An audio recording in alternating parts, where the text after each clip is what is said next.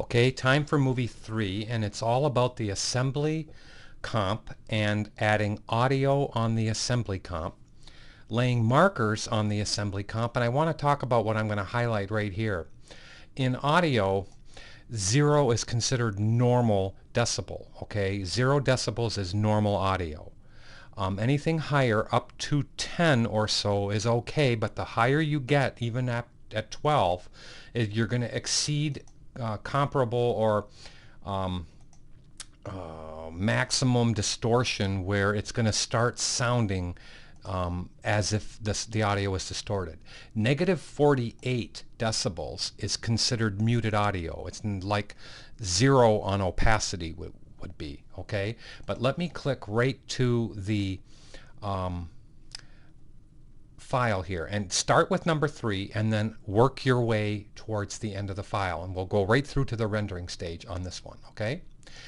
We ended with you seeing the motion and the green and red pepper. Now what we have to do is click to the assembly comp, and in number 3 it says let's type G and R and set markers on the assembly comp. Right on the pepper comp, I am going to set markers on there, and then we're going to align the markers with the audio. So let's do the very first marker, and let me hit the plus sign to extend this out, and let's go take a little bit farther down like this. What do I want to do here? I want to get a little bit more room out of this. So there's 2 buttons over here on the left, and I'm going to click one of the buttons, which is going to take away the mode area. We haven't even gotten into modes yet, and I'll talk about modes later, but I'm going to take away the mode switch just to actually get more room in the timeline. I could also take away the track matting and the normal switch here just to give yourself more room, and I think I'm going to do that just for the audio because I don't need those items. All right, now what I want to do is to follow what it says. So in here it says manually drag to each location and press Option asterisk. Now let's go make this get a little bit bigger right here. Use the space bar, and let's watch where the red impacts first. So right here I now see where the red impacts on that exact frame. Click to this, hit Option asterisk. If you look on the numerical keyboard, you have a marker. Option asterisk brings up the marker window. What we're going to do is type an uppercase R, and don't hit return because that'll just send you to the next line, but let's hit enter. And now we've located on here exactly where the red pepper hits the wood. Let's go now do the same thing for the green, and then repeat this process by going Option asterisk G, enter key. Now let's keep on going down and working our way all the way to the end of the file. So let's go like this and work our way to the end. So now let's go up and let's go down. There is another red one right there, as you can see. So Option asterisk, uppercase red, enter. Let's move this over and slide the timeline until the green impacts. Let's go Option asterisk, capital G, enter. Now let's move this over a little bit more. Let's move this over with the space bar a little bit more, and keep on going until we get the red to impact again right there, and click Option asterisk, uppercase R, enter key. Let's go over, and this is actually going to take the longest of the whole movie 3. Let's go Option asterisk, uppercase G, and enter key. Don't hit return. Let's go do 2 more and go move this over so I can see the end of the file. Go red. There's our red. So let's go Option asterisk, uppercase R, enter key, and slide it over for the final one for the green, and then we'll save the file. Option asterisk, uppercase G. And now we have red G, RG, RG, RG, RG. So there's all 4 of our RGs, okay? Now let's move this over. Let's go down one so we can see the whole file like this. Now, if you read number 4, we can choose either the high bong or the low bong. Now I want the low sound to go in, and let me up the audio so I can hear this really well, or you can hear it well in the microphone. But let's arbitrarily of what we've done. Don't even care where we've put the timeline. Let's go open the audio folder and bring down the low boing. Now, the low boing is going to start right here. If I hit LL or hit 1L and open this up, which is the waveform, you will actually see the beginning of where the audio actually says boing. Now I'm going to hit the period button. In the numerical keyboard, the period button previews audio only. I'll say it again. On the numerical keyboard, the period button previews audio. Now I'm going to click it and you're going to hear boing. Boing. Now let me click it to stop it and click it to go. Boing. Okay, so right at the beginning of that waveform is when I'm going to line up my timeline. I'm going to click on the marker here and I'm going to hit Option asterisk and I'm going to type an R up here, uppercase R, enter key. And all I have to do is decompress or collapse this, line up the first one with the R right here on the timeline, and now synchronize this one to line up right there. Notice how the R for the audio lines up for the R for where the red pepper hits. Now if I click Command D, I can duplicate this, move this over on the next marker, and just slide this over. Don't grab it at the beginning or the end or on the marker, grab it somewhere in the green area. Command D. Let's now move this over to the third marker right there and move this over.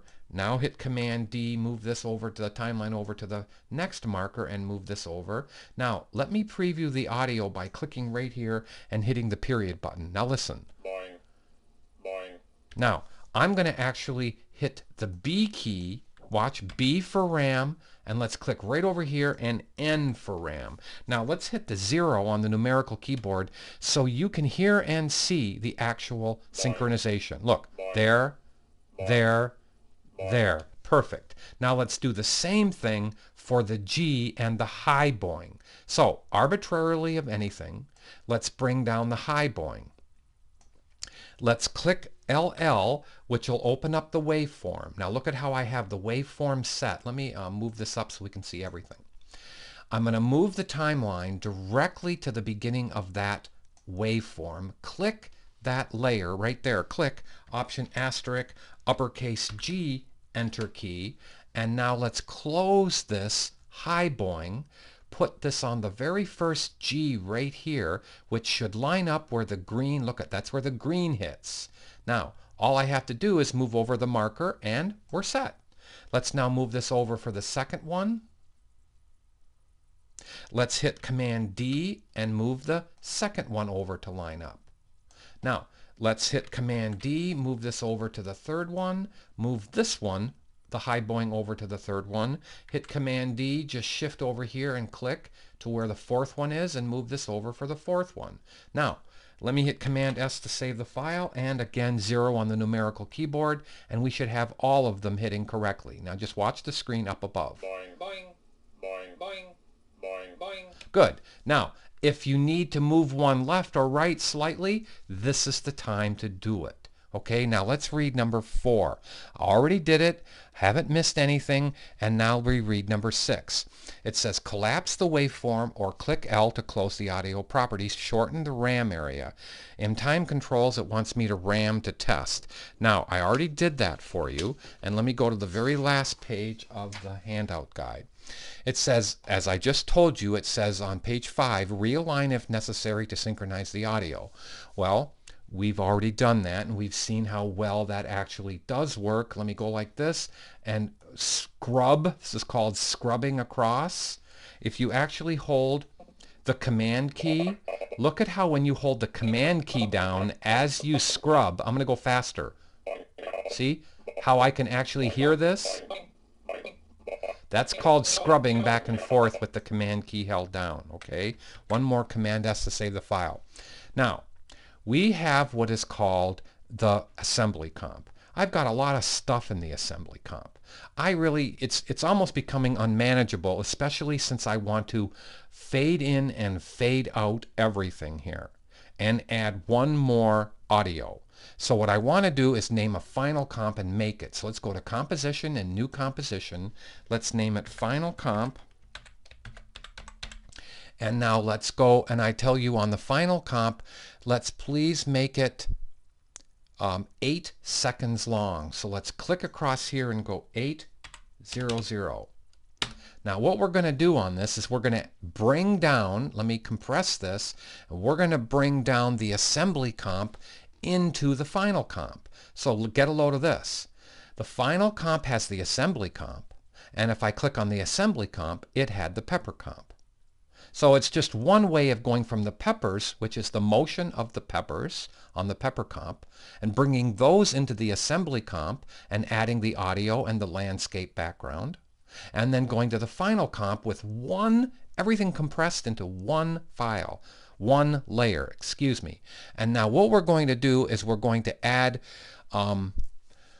audio, and I show on number 7 how I want to click the T key for audio. I want to click the very first thing, the very first keyframe with the stopwatch, and I want to set it. Now look I can't see my numbers anymore, so I'm going to click down here at the lower left to expand or collapse the switch layers pane so I can see my numerical inputs. Obviously I need that button clicked in order to see or actually make edits. So I'm going to click this and hit 0. As soon as I type in 0, it's going to turn to black. Now I tell you at 1 second, so let's just go to 1 second. Option Shift J 100, return key. Let's make the 0 100. So I have a fade in. As you can see now, I have a fade in from 0 to 100. Now let's go Option Shift J to 7 seconds, 700. And let's hit the add or remove keyframe button to also put 100 at the end.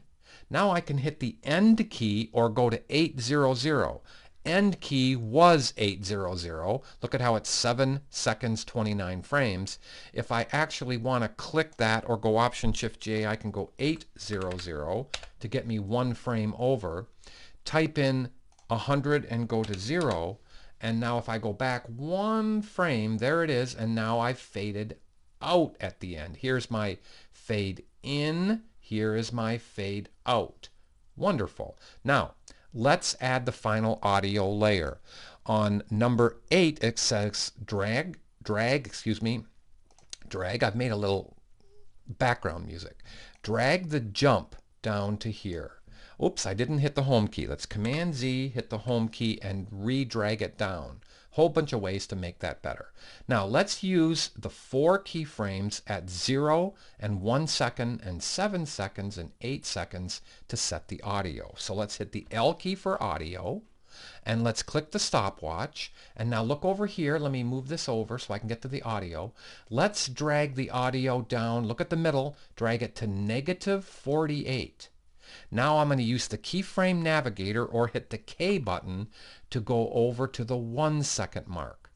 Now over here, let's click the -48 and make it -15 at 1 second. Now read number 8, it says at 7 seconds. I hit the return key. Let's go over to the K key again, and it shoots me to 7 seconds. Let's click the add or remove keyframe so it kind of copies and pastes the 0 decibel audio over at 7. Let's go to click the K key one last time and go down to -48. Now let's hit Command S to save the file, and we're done with the whole file. Let's hit 0 so you can see audio and hear see video and hear audio at the same time. So let's go like this to hit 0 on the numerical keyboard. Let's have it ram both audio and video. It'll take a moment, and I hope you've enjoyed this, and please definitely project.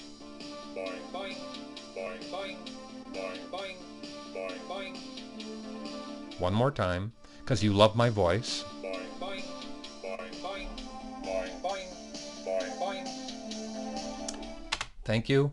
I hope you've enjoyed it. Now, what I want to do is I want to render this out. So here is how you render an After Effects file. Read number 1 under Time to Render. You go to Composition, Make Movie. This is real easy, and I'm going to do this kind of quickly, okay? So let me skinny this down. Let me go way up to fit to 100 and skinny this down so it gets real small up there. I want to click to the render queue. In the render queue, I say click the underlined best settings. In this window, go to best, full, and down here in time span, length of comp, and click OK. So that was under best settings. Now, let's click lossless, which means we won't lose any pixelization through here because we are going to leave everything alone and click video output, format options. We want to go down. Hopefully you people already have Sorensen 3 on your machine. So click Sorensen 3, click in this box and limit the data rate to 1000K per second. That'll make a very efficient, very high res file. Not because if we left that, it defaults to about 6700K per second, which makes too high a file. Okay, now let's click OK on that. Let's click the audio. I can't make this any bigger down here. I hope you can see it. Let's click the audio, click format options, and I want to make it IMA 4:1, and I want this to remain at 44,100 hertz. It's actually 44.100 hertz. These three are actually the ones that you're going to use this semester. If you want to compress audio even more, you go to half of 44.1, which is 22,050, or half of that, which is 11.025. But let's leave it at 44.100. Click mono. All right, because we want this to come out of both channels. All right, and believe me, mono will do that better on a computer. And let's click OK. And then what you would do is, I can't even get to the bottom of this window because of my resolution on the screen. So play with me for 1 second. I have to make my resolution be just a wee bit smaller on the screen. Hopefully this won't mess up my movie that I'm rendering.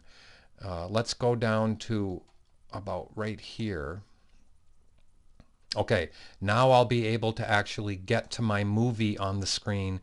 Let me click OK on the output module settings, and now that is what I want to end on. All right, so let's go click. Hopefully it didn't ruin my movie, but good luck. Click the render. Let me move this back over where it was. Click the render button and you're ready to go. All right, it won't take too long, and I've already made my movie, so go ahead and click render. It won't take too long. Bye.